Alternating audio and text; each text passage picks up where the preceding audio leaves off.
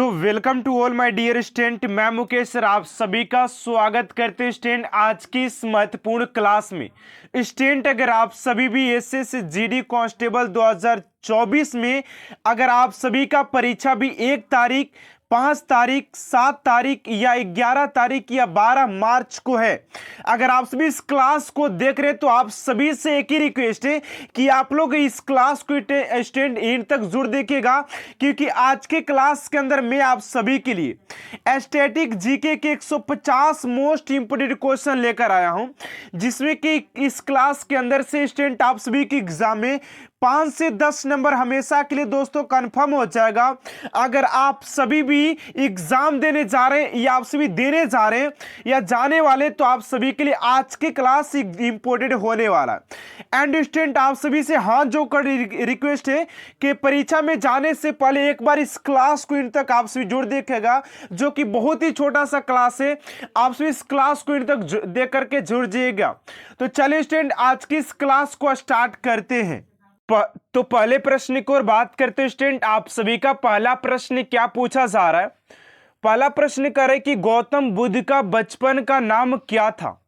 Right answer हो जाएगा आप सभी का सिद्धार्थ हो जाएगा। अगला प्रश्न कि भारत में सशस्त्र बलों का सर्वोच्च सेनापति कौन होता है? तो भारत में सशस्त्र बलों के सर्वोच्च सेनापति की बात करते कौन होता है? तो आपके राष्ट्रपति हो जाएंगे, ठीक है ना। चलिए अगले प्रश्न की ओर बात करते कि रतौंधी किस विटामिन की कमी से होता है? तो रतौंधी की बात करते स्टूडेंट आप सभी का कि किस विटामिन की कमी से रतौंधी होता है? तो विटामिन ए की कमी से रतौंधी होता है। चलिए अगले प्रश्न की ओर बात करते हैं। एंड स्टूडेंट यहां पर आप सभी के लिए मोस्ट इंपोर्टेंट 150 क्वेश्चन लिया गया है, जो कि आप सभी के आने वाले एग्जाम के लिए आप सभी के लिए काफी इंपोर्टेंट होने वाला। अगर स्टूडेंट आप सभी भी एग्जाम देने जा रहे तो आज के क्लास को आप लोग कंप्लीट देकर जाइएगा, क्योंकि ये वो ऐसा क्लास है जिसमें कि आप सभी के 5 से 6 नंबर तो हमेशा के लिए कंफर्म हो जाएंगे। आप सभी के एग्जाम ओरिएंटेड बात किया जाए तो, क्योंकि इसके अंदर लिया गया वो सारे प्रश्न हैं जो कि आप सभी के स्टैटिक जीके से आप सभी के प्रश्न में पूछ सकता है। आपके एग्जाम में आने के 100% चांसेस है। 4 नंबर प्रश्न आप सभी से पूछा जा रहा है कि पोंगल किस राज्य का त्योहार है? पोंगल की बात करते स्टूडेंट आप सभी का किस राज्य का त्योहार हो जाएगा? तो हो जाता आप सभी का तमिलनाडु का। तमिलनाडु आप सभी का राइट आंसर हो जाएगा। आप सभी को 10 मिनट कहीं बात करने से कहीं बैठने से बढ़िया कि आप लोग ये 10 मिनट क्लास देखिए और आप लोग 5 से 6 नंबर अपना कंफर्म कर लीजिए। आपके सिलेक्शन के लिए काफी काम आने वाला है।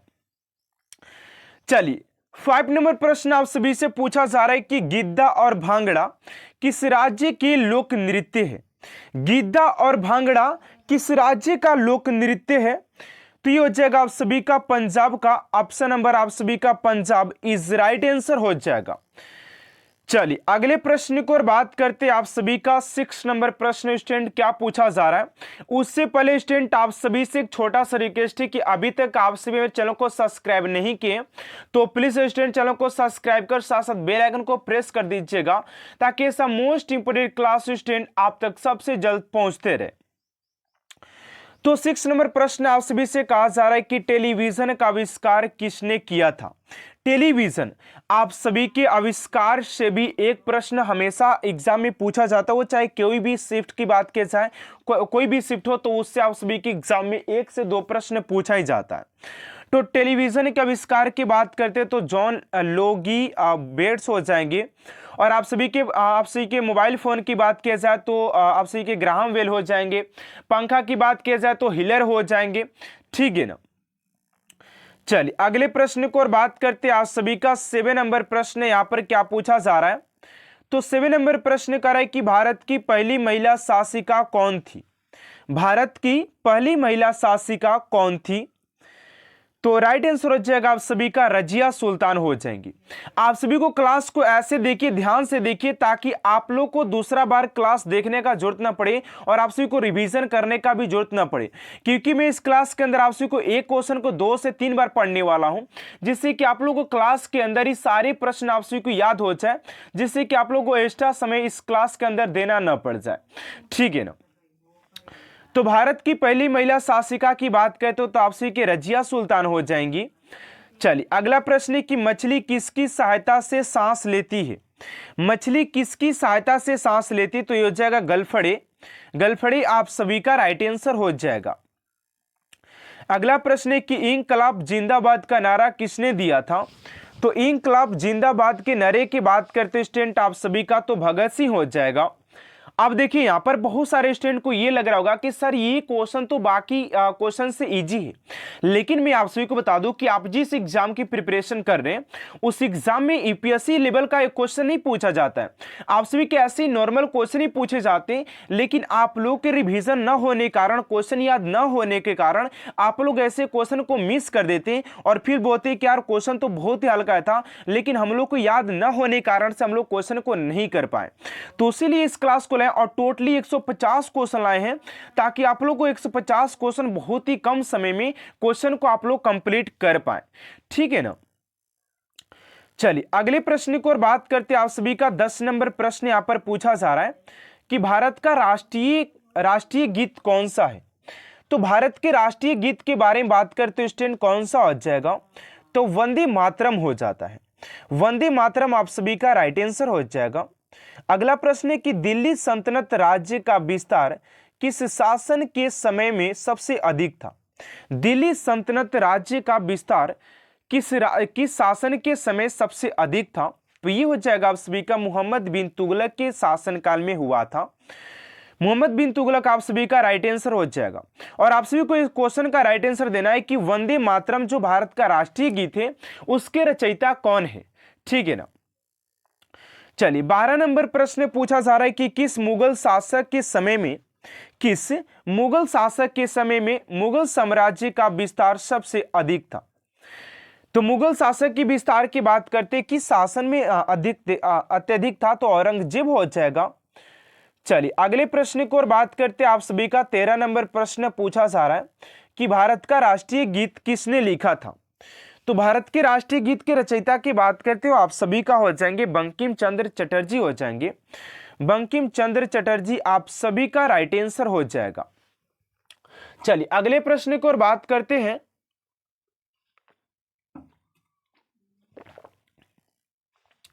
चौदह नंबर प्रश्न पूछा जा रहा है कि महात्मा गांधी को राष्ट्रपिता सबसे पहले किसने कहा था? तो महात्मा गांधी के राष्ट्रपिता की बात किया जाए कि राष्ट्रपिता सबसे पहले किसने कहा था?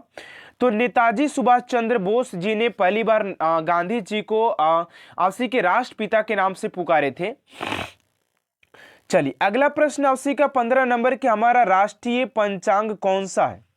तो हमारे राष्ट्रीय पंचांग की बात करते तो स्टूडेंट यहां पर पूछा जा रहा है कि हमारा राष्ट्रीय पंचांग कौन सा है? तो वो जाएगा आपसी का शक संवत हो जाएगा। चलिए अगले प्रश्न की ओर बात करते आप सभी का 16 नंबर प्रश्न की राष्ट्रगान गाने की अवधि कितनी होती है? तो राष्ट्रगान गाने की अवधि की बात करते तो आप सभी का 52 सेकेंड का होता है। 52 सेकेंड आप सभी का राइट आंसर हो जाएगा। ठीक है ना। चलिए 17 नंबर प्रश्न आप सभी से पूछा जा रहा है कि रेडियो एक्टिवता की खोज किसने की थी? रेडियो एक्टिविटा की खोज की बात करते स्टूडेंट किसने किया था? तो हो जाएंगे हेनरी बेकरल हो जाएंगे। बेकरल ऑप्शन नंबर आपसी का बेकरल हो जाएंगे, यानी कि हेनरी बेकरल ने इसका खोज किया था। ठीक है ना। अब यहाँ पर देखिए आप लोगों के लिए सारे प्रश्न इंपोर्टेंट है और आप सभी के लिए वन लाइनर क्वेश्चन स्टूडेंट इसलिए लिया गया है ताकि आप लोग कम समय में अधिक से अधिक क्वेश्चन को अटेंड कर पाए। अगर हम क्या करते हैं आप सभी के अगर आप सभी को ऑप्शन वाइज चलाते तो आप सभी को मैं इतना क्वेश्चन जल्द नहीं करा पाता। ठीक है ना। इसलिए मैंने आप सभी के लिए यहाँ पर ऑनलाइन क्वेश्चन लाया ताकि आप लोग जल्द से जल्द क्वेश्चन को कंप्लीट कर पाए। अगला प्रश्न है कि पेस मेकर का संबंध शरीर के किस अंग से है? तो पेस मेकर की बात करते कि आप सभी के शरीर के किस अंग से ये बिलोंग करता है? तो ये जगह आप सभी के हृदय से बिलोंग करता है। चलिए अगला प्रश्न आपसी का 19 नंबर की मानव शरीर की किस ग्रंथि को मास्टर ग्रंथि कहा जाता है? मानव शरीर की किस ग्रंथि को मास्टर ग्रंथि के नाम से जाना जाता है? और ये भी प्रश्न अपने आप में बहुत ही पावरफुल है क्योंकि ये भी प्रश्न आपसे के एग्जाम में बहुत बार पूछा गया है। ठीक है ना। तो यह जगह आपसी का पीयूष ग्रंथि को कहा जाता है। अगला प्रश्न की कार्बन का सर्वाधिक शुद्ध रूप कौन सा है? तो कार्बन के शारीरिक शुद्ध रूप की बात करते हैं स्टूडेंट की कार्बन का शारीरिक शुद्ध रूप कौन सा हो जाता है? तो आप सभी का हीरा हो जाएगा। हीरा आप सभी का राइट आंसर हो जाएगा क्वेश्चन नंबर 20 का। चलिए अब अगले प्रश्न की ओर बात करते हैं। आप सभी का अगला प्रश्न 21 नंबर प्रश्न क्या पूछा जा रहा है? अगला प्रश्न है कि एक्सरे का आविष्कार किसने किया था? तो एक्सरे के आविष्कार की बात करते हैं स्टूडेंट आप सभी का रांटजन ने किया था, रांटजन ने किया था। तो रांटजन आप सभी का राइट आंसर हो जाएगा क्वेश्चन नंबर 21 का, ठीक है ना। चलिए, और अभी तक आप सभी चैनल को सब्सक्राइब नहीं किए तो प्लीज स्टूडेंट चैनल को सब्सक्राइब आप लोग जरूर कर दीजिएगा, क्योंकि आप लोग के लिए यहाँ पर डेली बेहतर से बेहतरीन करने का प्रयास किया जाता है, ठीक। और आप सभी के लिए बेहतर से बेहतर क्लास लाने का प्रयास किया जाता है, जिससे आप लोग अपने वर्दी को, सपने को साकार कर पाए। 22 नंबर प्रश्न है कि किस धातु का प्रयोग मानव द्वारा सबसे पहले किया गया था? किस धातु का प्रयोग मानव द्वारा सबसे पहले किया गया था? वो था तांबा था। अगला प्रश्न है कि अंतरिक्ष यात्री को बाह्य आकाश कैसी दिखाई पड़ती है? अंतरिक्ष यात्री को बाह्य आकाश कैसी दिखाई पड़ती है? 23 का जगह आप सभी का ब्लैक यानी कि काला दिखाई देती है। चलिए अगले प्रश्न की ओर बात करते हैं कि दूरबीन का आविष्कार किसने किया था? तो यहां पर आप सभी को बताना है कि दूरबीन का आविष्कार किसने किया था। तो राइट आंसर हो जाएगा आप सभी का गैलीलियो ने इस दूरबीन का आविष्कार किया था। गैलीलियो आप सभी का राइट आंसर हो जाएगा। चलिए अगले प्रश्न की ओर बात करते हैं। आप सभी का 24 नंबर प्रश्न 25 नंबर प्रश्न यहां पर पूछा जा रहा है कि दिल्ली स्थित महात्मा गांधी की समाधि का क्या नाम है? दिल्ली में जो महात्मा गांधी जी का जो समाधि स्थल है उसका क्या नाम है? तो ये हो जाएगा आप सभी का राजघाट हो जाएगा। अगला प्रश्न है कि भारत में पहली रेलगाड़ी कहां से कहां तक चली थी? तो पहली बार रेलगाड़ी की बात करते तो आपसे कि बंबई से वर्तमान मुंबई से ठाणे तक चली थी। अगला प्रश्न है कि भारत में पहली बार मेट्रो रेल सेवा किस नगर में आरंभ किया गया था? यह भी क्वेश्चन अपने आप में काफी इंपोर्टेंट है, क्योंकि देखिए जिस भी प्रश्न में वो चाहे करंट अफेयर्स का प्रश्न हो या स्टैटिक जीके का प्रश्न हो, जिसमें आपसी का फर्स्ट लग जाता है, पहली बार लग जाता है, वो क्वेश्चन बहुत बार एग्जाम में पूछे जाते हैं, ठीक है ना। तो राइट आंसर हो जाएगा आप सभी का कोलकाता हो जाएगा। कोलकाता आप सभी का राइट आंसर हो जाएगा, ठीक है ना, कोलकाता हो जाएगा। चलिए अगले प्रश्न को और बात करते 28 नंबर प्रश्न है कि भारत में रेल का आरंभ किस सन में हुआ था? यानी कि भारत में रेल का आरंभ यहां पर पूछा गया कि भारत में रेल का आरंभ कब हुआ था? तो ये आपसे कि 1853 में हुआ था। अगला प्रश्न है कि प्रथम भारतीय अंतरिक्ष यात्री कौन थे? Squadron leader Rakesh Sharma. कब गए थे? तो 1984 में गए थे, सॉरी, ठीक है ना, सॉरी, कोई दिक्कत नहीं, यहाँ पर 1984 हो जाएगा। अगला प्रश्न है कि हजारा राम मंदिर किस विजयनगर शासन के काल में बना था? हजारा राम मंदिर की बात की जाए किस विजयनगर शासन काल में बना था? तो ये जगह कृष्णदेव राय के शासन काल में निर्माण किया गया था। तो आपसे क्या कृष्णदेव राय के शासनकाल इज राइट आंसर हो जाएगा क्वेश्चन नंबर 30 का। चलिए अगले प्रश्न को और बात करते 31 नंबर प्रश्न। देखिए आप लोग क्या करते हैं कि आप लोगों को ना जो यहाँ पर देखिए यार, आप सभी नहीं जान पाते कि यार हमारे प्रश्न में, हमारे एग्जाम में कैसे प्रश्न पूछे जाएंगे, और आप लोग भटकते रहते क्लास के अंदर ना। लेकिन आप लोग को मैं बोलता हूँ, मेरे ध्यान से अगर आप लोग बताएं, आप लोग अगर स्टडी करें तो आप लोग कोई एक क्लास को चूज करिए जिसमें कि आप लोग उसमें मैराथन हासिल कीजिए। आप लोग एक क्लास को पूर्ण रूप से तो देखते नहीं है। अगर जहां भी एक क्वेश्चन डाउटफुल लगा या कोई क्वेश्चन नॉर्मल लगा या क्वेश्चन हाई लगा, तो लड़के क्या करते हैं, स्टूडेंट क्या करते हैं कि उस क्लास को अवॉइड कर देते, उस क्लास को छोड़कर निकल जाते। लेकिन आप लोग गलती यहीं पर करते, एक क्लास को देखिए, क्योंकि हर टीचर आप सभी के लिए वेस्ट करने का प्रयास करता है। वो चाहे कोई भी टीचर हो, मैं हूं या कोई अलग कोई टीचर हो, तो आप सभी के लिए बेस्ट ही करने का कोशिश करता है। तो आप लोग कहीं भी एक इत्मीनान से क्लास को अटेंड कीजिए, तो आप सभी के लिए बेटर रहेगा। और आप सभी को क्या लगता है यार, कोई भी एसएससी हो, चाहे आर्मी हो, चाहे कोई भी एग्जाम की बात करते, दुनिया में कोई भी एग्जाम हो, वो कहां से प्रश्न पूछेगा आखिर आप सभी के? स्टैटिक जीके, तो स्टैटिक जीके से प्रश्न पूछेगा, ठीक है। तो आप सभी के लिए वही लाया जा रहा है जो कि आप सभी के एग्जाम के लिए इंपोर्टेंट हो, ठीक है ना। चलिए 31 नंबर प्रश्न है कि किसके शासन काल में मुगल चित्रकला अपने चार मोत्कर्ष पर थी? तो जहांगीर के शासन काल हो जाएगा। अगला प्रश्न है कि हिजरी संवत कब प्रारंभ हुआ था। तो हिजरी संवत की बात करते तो 622 में हुआ था। अगला प्रश्न है कि मोहनजोदड़ो के विशाल स्नानागार के निकट विशाल कक्ष की छत कितने स्तंभ पर आश्रित है। तो ये हो जाएगा आपसे का 20 स्तंभ। अब देखिए हम लोग तो बहुत बार एग्जाम में हम लोग इतिहास में पढ़े कि यार मोहनजोदड़ो में एक विशाल स्नानागार देखने को मिला था, लेकिन ये जो प्रश्न है 20 स्तंभों वाला वो काफी इंपोर्टेंट है और ये डीपली प्रश्न है, ठीक है ना। तो आप सभी के लिए यहाँ पर हर एक प्रकार का क्वेश्चन ला गया ताकि आप लोग हर क्वेश्चन को रूबरू हो पाए और आप लोग हर प्रश्न को जान पाए कि कौन क्वेश्चन का कैसा आंसर होना चाहिए, कौन सा आंसर होना चाहिए, ठीक है ना। चलिए 34 नंबर प्रश्न पढ़िए, आप सभी क्या कह रहा है।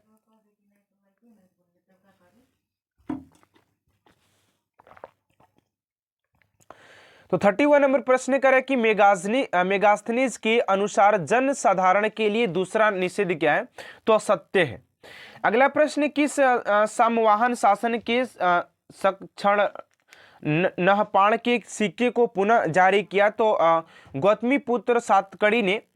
अगला प्रश्न कि सर्वप्रथम किस उपनिषद में ब्रह्मचार्य, गृहस्थ, वानप्रस्थ एवं सन्यासी आदि 4 आश्रमों का वर्णन हुआ है। तो जाबाल उपनिषद में हुआ था। अगला प्रश्न 37 नंबर की संगम काल के किस साहित्य से संगम काली चित्रकला के विकास की जानकारी मिलती है। तो मणि मेखले में हो जाएगा। अगला प्रश्न है कि अकबर ने दस्तूर उल अमल की घोषणा कब की थी।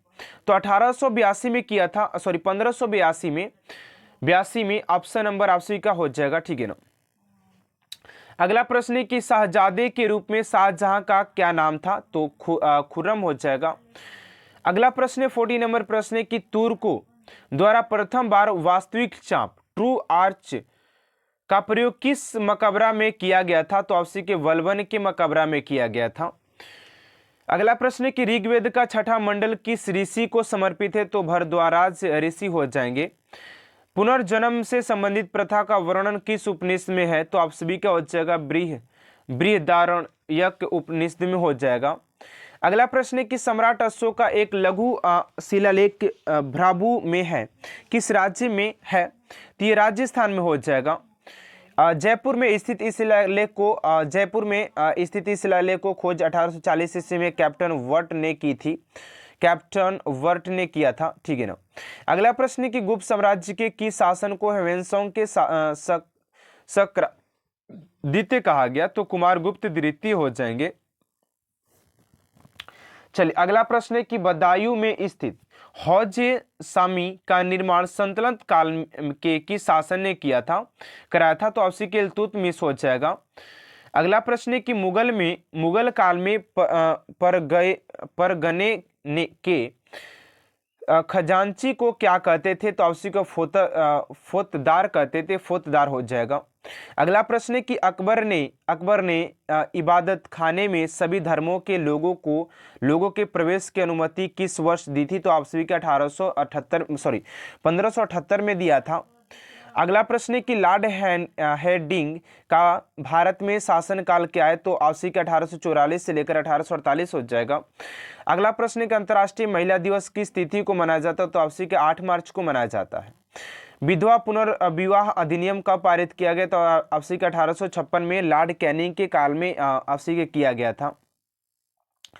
अगला है कि शाहजहां के पुत्रों में सर्वाधिक उपदार दृष्टिकोण रखने वाला तथा वेदों को कुरान की तरह पवित्र मानने वाला कौन था। तो आपसी के दारा सिको हो जाएगा। अगला प्रश्न है कि अशोक द्वारा उत्कृष्ट कराए गए किस अभिलेखों को कलिंग विजय का उल्लेख मिलता है। तो आपसी के 13वें अभिलेख से मिलता है, ठीक है ना। अगला प्रश्न है कि चंद्रगुप्त के दरबार में राजदूत बनाकर मेगास्थनीज को किसने भेजा था। तो आपसी के सेल्यूकस निकेटर ने विदा किया था।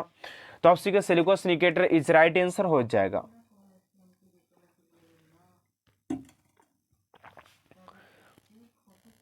अगला प्रश्न है कि मोहनजोदड़ो की खुदाई किस नदी के तट पर हुई थी।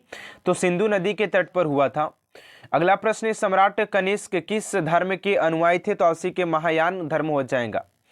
अगला प्रश्न है कि पूर्व का सिराज कहकर भारत के किस नगर का स्मरण किया गया है? तो जौनपुर हो जाएगा। अगला प्रश्न है कि किस संप्रदाय के अनुयायियों के इष्ट देव भैरव हैं? तो कपालियों को हो जाए, कपाली को आप सभी का राइट आंसर हो जाएगा। अगला प्रश्न है कि कश्मीर स्थित मातृदंड मंदिर का निर्माण किसने करवाया था? तो इस क्वेश्चन का राइट आंसर हो जाएगा ललिता दित्य मूर्ति पिंड हो जाएंगे, ठीक है ना। चलिए अगला प्रश्न है कि ओणम किस राज्य का प्रसिद्ध त्योहार है? तो ओणम की बात करते हैं स्टूडेंट आप सभी का, ओणम किस राज्य का एक प्रमुख त्योहार हो जाएगा? तो राइट आंसर हो जाएगा आप सभी का केरल, केरल हो जाएगा आप सभी का राइट आंसर हो जाएगा, ठीक है, केरल हो जाएगा। अगला प्रश्न है कि दिल्ली भारत की राजधानी कब बनी थी? तो दिल्ली की बात करते हैं स्टूडेंट आप सभी का कि भारत की राजधानी कब बनी थी? तो 1911 में बना था। अगला प्रश्न है सबसे चमकीला ग्रह कौन सा है? तो सबसे चमकीला ग्रह की बात करते तो आपसी के शुक्र हो जाएगा। अगला प्रश्न है कि सर्वप्रथम किस उपनिषद में ब्रह्मचार्य, गृहस्थ, वानप्रस्थ एवं संन्यास आदि 4 आश्रमों का वर्णन है? तो जबालो उपनिषद में हो जाएगा, ठीक है ना। चलिए अगला प्रश्न है कौन सा हड़प्पाकालीन नगर पशुपालन का एक बहुत बड़ा केंद्र था? तो ये हो जाएगा आप सभी का नेसदी, नेसदी हो जाएगा, नेसदी इज राइट आंसर हो जाएगा आप सभी का। अगले प्रश्न को बात करते हैं 64 नंबर की, जब सबसे पहले धातु अस्तित्व में आया तो यह प्रयुक्त की गई बर्तन बनाने के लिए, ठीक है, इसे सबसे पहले प्रयुक्त किया गया था बर्तन बनाने में।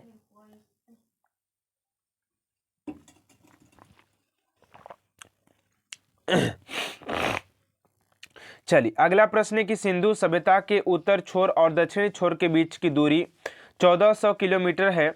बताइए कि इन छोरों पर कौन से स्थल स्थित है? तो रहमान टेरी और भगत राय हो जाएगा। अगला प्रश्न है 66 नंबर के, अशोक के गंधार एवं लद्धमान के लेख किस लिपि में लिखित है? तो आरमाइक लिपि में हो जाएगा। अगला प्रश्न है कि प्रसिद्ध तमिल ग्रंथ तोल्काप्पियम का लेखक कौन है? तो आपसी के हो जाएंगे तोल्काप्पियर ही हो जाएगा, ठीक है ना। अगला प्रश्न है कि चोल शासकों द्वारा प्रसारित वर्ण मुद्राओं का सामान्य नाम क्या था? तो कलुंज या पोन हो जाएगा, ठीक है ना, पोन भी कह सकते हैं, कलुंज भी कह सकते हैं। चलिए अगला प्रश्न है कि मौर्यकालीन शासन पुष्यमित्र शुंग ने कौन से उपाधि धारण की थी? तो आपसी के सेनानी का उपाधि धारण किया था। अगला प्रश्न है कि ऋग्वेदिक काल में, यहाँ पर ऋग्वेदिक काल है कि इंसान नाम से संबोधित किया गया था? तो समिति सभा को किया गया था।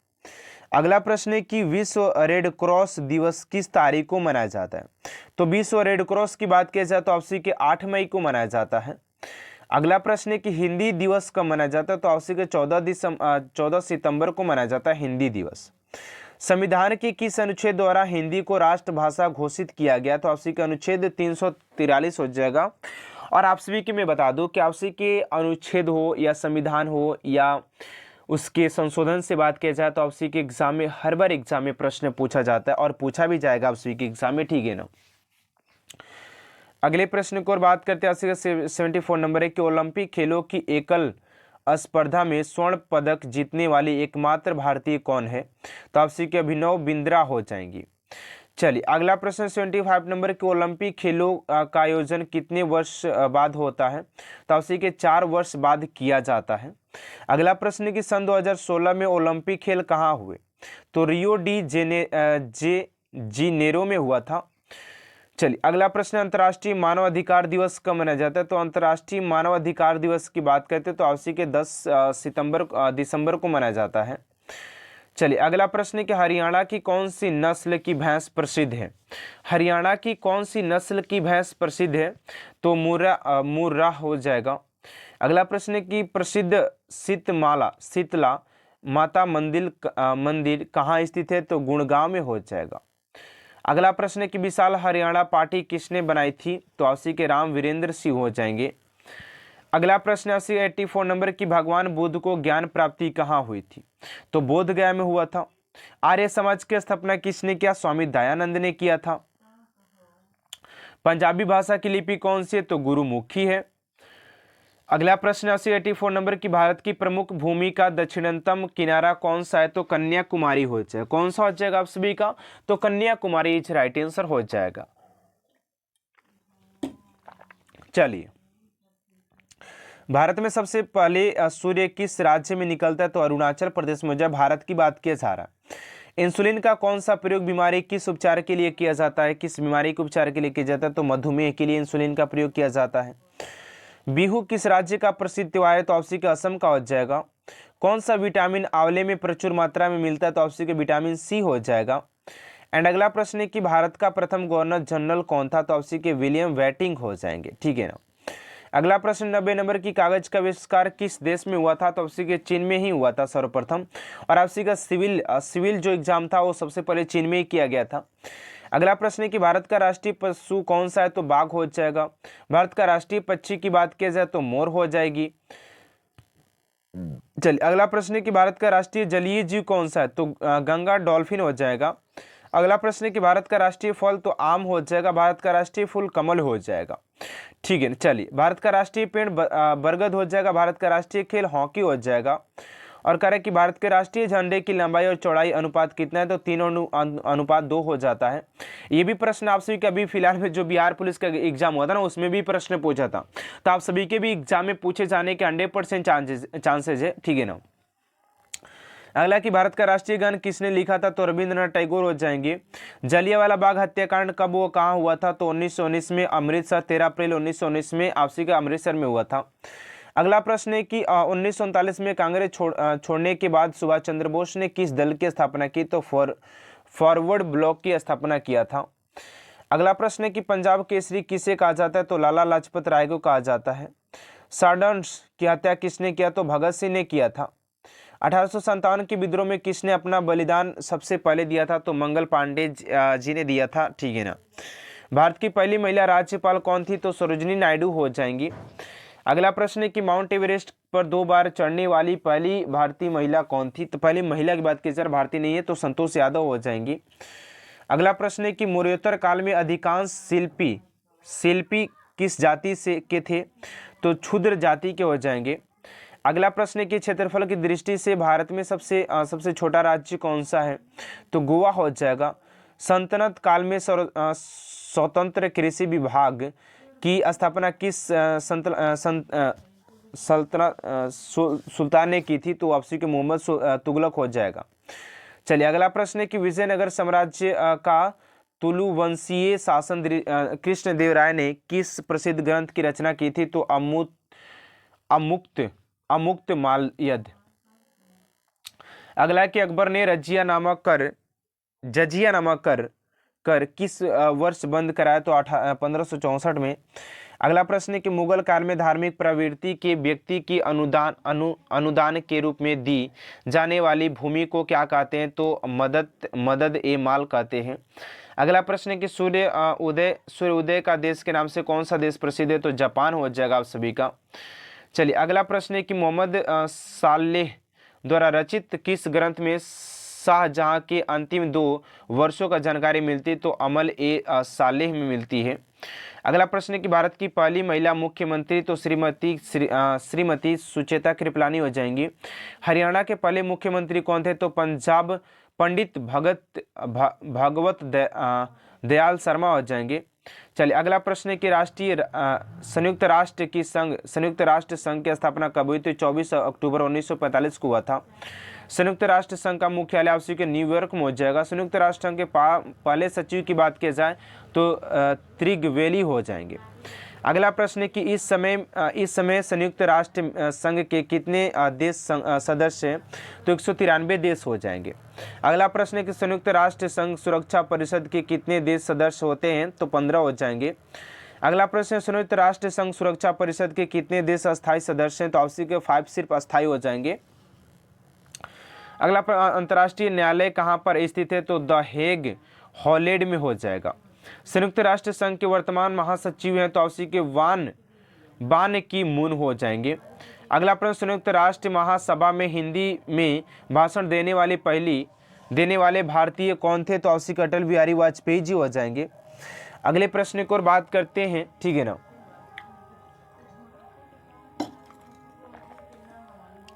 अगला प्रश्न है कि संयुक्त राष्ट्र संघ सुरक्षा परिषद के अस्थायी सदस्य कितने वर्ष के लिए चुने जाते हैं? तो 2 वर्ष के लिए चुने जाते हैं। अगला कह रहा है कि संयुक्त राष्ट्र संघ का 193वां सदस्य कौन से देश बना था? दक्षिणी सूडान था। अगला प्रश्न है कि इस विटामिन की कमी से खून का रुकाव बंद हो जाता है? तो आपसे कि विटामिन के हो जाएगा। अगला प्रश्न है कि ब्राह्म साम्राज्य की स्थापना किसके द्वारा की गई थी? तो राजा राम मोहन राय हो जाएंगे। स्वामी विवेकानंद का मूल नाम आपसे कि मूल शंकर हो जाएगा। अगला प्रश्न है कि वेदों की ओर लौटो का नारा किसने दिया था? तो दयानंद सरस्वती ने। रामकृष्ण मिशन की स्थापना किसने किया था? स्वामी दयानंद ने किया था। वास्को डी गामा भारत कब आया था? तो आपसे कि 1998 में आया था। अगला है कि वास्को डी गामा कहाँ का रहने वाला था? तो पुर्तगाल का। हवा महल कहाँ पर है? जयपुर में। सिख धर्म का संप्रदाय किस सिख गुरु को माना जाता है? तो गुरु नानक को माना जाता है। किस सिखों का प्रमुख त्यौहार कौन सा है? तो वैसाखी हो जाएगा। लौह पुरुष किस महापुरुष के नाम को कहा जाता है? तो सरदार पटेल को कहा जाता है। नेताजी सुभाष चंद्र बोस किस महापुरुष को कहा जाता है? नेताजी। तो आपसे सुभाष चंद्र बोस जी को कहा जाता है। तो आज की क्लास को स्टूडेंट यहीं तक एंड करते हैं। आपसे क्लास कैसा लगा कमेंट बॉक्स में जरूर बताइएगा। अगर आपसे क्लास अच्छा लगे तो प्लीज चैनल को सब्सक्राइब कर साथ साथ बेल आइकन को प्रेस कर दीजिएगा और कमेंट बॉक्स में आपसे जरूर लिखिएगा कि आज की क्लास स्टूडेंट आपसे कैसा लगा। तो मिलते हैं स्टूडेंट नेक्स्ट क्लास में। Thanks for watching my class.